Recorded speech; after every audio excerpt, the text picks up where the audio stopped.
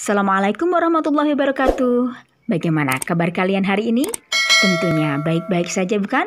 Saya doakan semoga tetap sehat walafiat dan tetap dalam lindungan Allah Subhanahu wa taala. Kita bertemu lagi dalam pembelajaran Akidah Akhlak bersama Ibu Midah Amalina. Pada hari ini kita akan belajar Akidah Akhlak kelas 5 semester 2 dengan materi Alam Barzah atau Alam Kubur. Mari kita mulai pembelajaran kita kali ini dengan membaca basmalah. Bismillahirrahmanirrahim. Anak-anak, Allah Subhanahu wa taala telah memberitakan kepada seluruh makhluk hidup bahwa setiap jiwa akan merasakan kematian. Kematian akan mendatangi seluruh manusia. Tidak ada yang kuasa menolak maupun menahannya. Kematian seseorang merupakan perjalanan hidup ke alam berikutnya setelah melalui alam ruh, alam kandungan, dan alam dunia, kemudian menjalani alam barzah yang nantinya akan berakhir di alam akhirat. Ketika manusia meninggal dunia, ada dua cara, yaitu mati dalam keadaan husnul khotimah atau akhir yang baik, dan ada yang su'ul khotimah atau akhir yang buruk. Sebagai tanda awal seseorang akan diberikan kenikmatan dari Allah Subhanahu wa taala sebagai penghuni surga adalah husnul khotimah. Bahkan ia juga mendapatkan kenikmatan ketika di alam kubur.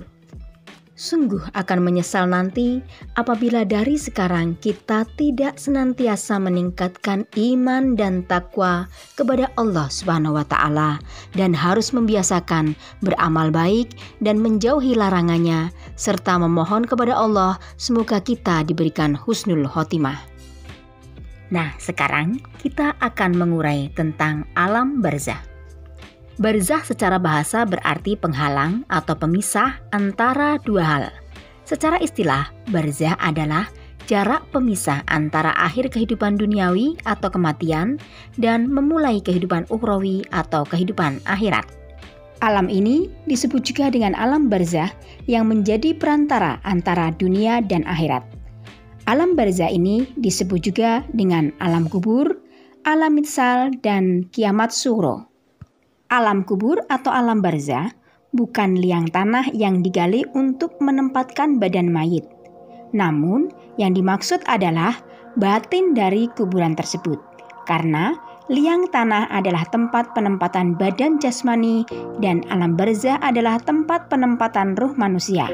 Alam barzah adalah gerbang atau stasiun yang mesti dilalui oleh setiap manusia yang meninggal dunia. Meskipun jasad seseorang hilang lenyap, hangus terbakar menjadi abu, dimakan binatang buas, maupun tenggelam di dasar lautan, akan tetapi ruhnya tetap hidup. Dan ada yang mendapatkan kenikmatan dari Allah Subhanahu wa taala ataupun ada yang disiksa sebagai adab. Semuanya tergantung pada amalnya selama hidup di dunia. Pada hakikatnya, manusia yang telah mati bukan berarti ia terputus total dengan alam dunia, karena ruh yang ada di alam barzah masih dapat berhubungan dengan alam dunia seperti bertemuan para penghuni alam barzah di antara mereka dan pertemuan mereka dengan sanak keluarganya, mendengar berbagai pembicaraan atau perbuatan manusia dan melihat peristiwa-peristiwa di dunia. Firman Allah dalam Quran Surat Al-Imran ayat 169. Bismillahirrahmanirrahim. Wala tahsabannal ladzina qutilu fi sabilillahi amwata bal ahya'un inda rabbihim yurzaqun. Shadaqallahul adzim. Janganlah kamu mengira bahwa orang-orang yang gugur di jalan Allah itu mati. Bahkan mereka itu hidup di sisi Tuhannya dengan mendapatkan rezeki. Kehidupan barzah merupakan proses pemurnian atau kondisi manusia dibersihkan dari kotoran-kotoran berupa dosa. Disinilah tahap awal untuk melihat dan memetik hasil-hasil amal yang ditanam selama hidup di dunia. Hanya saja ada perbedaan kesadaran antara orang soleh dengan orang yang salah. Di alam barzah, manusia akan mendapatkan pertanyaan dari malaikat mungkar nakir, kesenangan atau kesulitan sesuai dengan derajat keimanannya. Alam barzah merupakan tempat pensucian bagi orang-orang yang beriman untuk meringankan perhitungan mereka di akhirat. Seseorang yang terlalu banyak dosa akan disiksa hingga ia merasa kesakitan. Kuburannya terasa sempit dan gelap gulita. Ia akan disiksa akibat dari perbuatannya sendiri semasa di dunia. Digambarkan para pendosa akan disiksa dengan palu yang terbuat dari besi. Wajahnya hancur tak berbentuk, kemudian dibangunkan lagi, dipukul lagi, dibangunkan lagi, begitu seterusnya. Gambaran ini sepatutnya mendorong kita untuk senantiasa melakukan amal yang baik semata-mata untuk mengharap ridho Allah Subhanahu wa Ta'ala. Coba, siapa yang ingin selamat di dunia dan di akhirat? Dan siapa yang ingin mendapatkan kasih sayang dari Allah Subhanahu wa Ta'ala? Pasti semua menjawab ingin memperoleh kebahagiaan di dunia hingga di akhirat dan juga mendapatkan kasih sayang dari Allah Subhanahu wa Ta'ala. Untuk itu, mari kita tingkatkan takwa dan iman kita kepada Allah Subhanahu wa Ta'ala dengan selalu menjalankan perintah-perintah Allah Subhanahu wa Ta'ala dan menjauhi larangannya serta berbuat baik terhadap sesama manusia. Ada 4 amalan yang dapat menerangi alam kubur kita dan terhindar dari siksa kubur. Yang pertama, menjaga sholat 5 waktu. Karena sholat merupakan amal yang pertama kali dihisab oleh Allah Subhanahu wa Ta'ala. Barang siapa yang sholatnya bagus, maka bagus pula seluruhnya. Sebaliknya, jika seseorang sholatnya rusak, maka rusaklah semua amalnya. Artinya, sholat 5 waktu menjadi ukuran terhadap amal-amal yang lainnya. Yang kedua, memperbanyak sedekah. Dengan bersedekah, kita dapat meringankan beban orang lain dan masih banyak lagi manfaat bersedekah, baik manfaat langsung berupa disenangi banyak orang lain atau tidak langsung dengan mendapatkan kenikmatan yang abadi di surga. Ketiga, banyak membaca Al-Quran. Rasulullah Shallallahu Alaihi Wasallam telah menganjurkan umatnya untuk memperbanyak membaca Al-Quran. Sesungguhnya Al-Quran akan menjadi penolong bagi pembacanya setelah kematian hingga besok di hari kiamat. Keempat, memperbanyak bertasbih. Amalan ini sangat ringan diucapkan, tetapi sangat besar pahalanya dan dicintai oleh Allah yang Maha Kuasa.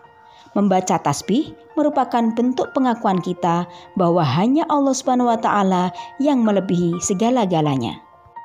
Inilah 4 hal yang akan menerangi kubur dan meluaskannya.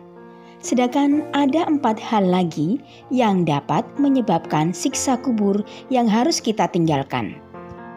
Pertama, dusta atau bohong.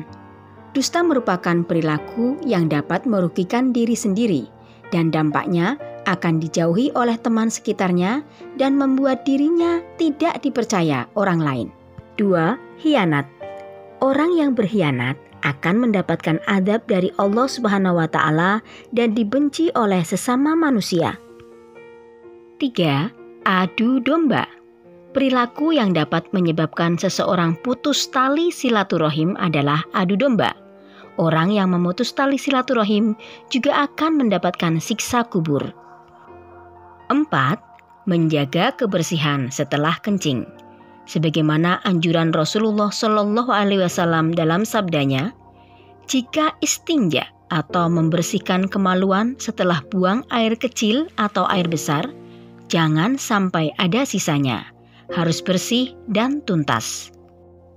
Dalam sebuah riwayat, Rasulullah Shallallahu Alaihi Wasallam bersama sahabatnya menghentikan perjalanannya di dekat 2 kuburan dan memungut pelepah daun kurma, kemudian mematahkannya menjadi 2 dan menutupkannya di atas masing-masing kuburan tadi. Melihat hal tersebut, sahabat bertanya, mengapa Rasulullah Shallallahu Alaihi Wasallam melakukan hal itu? Rasulullah Shallallahu Alaihi Wasallam kemudian menjelaskan, kedua penghuninya sedang disiksa bukan karena dosa besar. yang satu karena suka adu domba, dan yang lainnya karena tidak bersih saat membersihkan air seni atau istinja. Hadis riwayat Bukhari Muslim. Para penghuni kubur pasti mendapat nikmat atau adab, tetapi Allah Subhanahu wa Ta'ala tidak menampakkannya kepada penduduk dunia. Hal tersebut merupakan wujud rahmat atau kasih sayang Allah Subhanahu wa Ta'ala kepada hambanya. Diriwayatkan penghuni kubur bisa mendengar suara langkah kaki peziarahnya.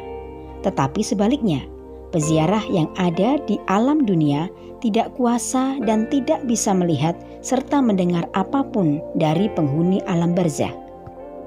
Banyak hikmah yang bisa diambil dari keadaan tersebut. Di antaranya yang pertama, hal ini untuk menutupi aib si mayit dan juga keluarga si mayit. Kedua, jika azab kubur ditampakkan, maka tidak ada yang berani untuk memakamkan saudaranya yang meninggal dunia. Ketiga, sebagai ujian keimanan bagi manusia untuk beriman terhadap hal-hal yang gaib. Semoga Allah Subhanahu wa Ta'ala melindungi kita dari azab kubur. Selanjutnya, hikmah mengenal alam barzah atau alam kubur. Beberapa hikmah yang dapat diambil dari alam kubur adalah sebagai berikut. 1. Kubur tempat yang sempit. Perluaslah dengan silaturahim. Kubur tempat yang gelap. Terangilah dengan sholat tahajud. Kubur tempat yang sepi. Ramaikanlah dengan membaca ayat-ayat Al-Quran. Kubur tempat binatang menjijikkan.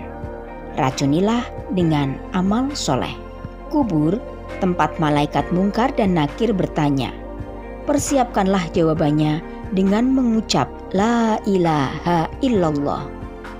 Dunia masa menanam, maka akhirat adalah masa memanen. Kehidupan dunia adalah sementara. Kehidupan sebenarnya di akhirat kelak. Dari uraian tadi, bisa kita ambil manfaat untuk menjalani kehidupan ini dengan menjadi pribadi yang lebih baik di mana saja, kapan saja, bersama siapa saja, atau bahkan dalam keadaan sendirian. Harus selalu ingat bahwa Allah Subhanahu wa Ta'ala bersama kita, melihat kita, merekam dan mencatat semua amal kita untuk diberi balasan yang setimpal. Nah, sekarang coba diskusikan dengan teman-temanmu apa yang telah kalian pelajari hari ini. Kalian tulis dalam buku tulismu dan apa manfaat pelajaran hari ini bagi perilaku kalian semua.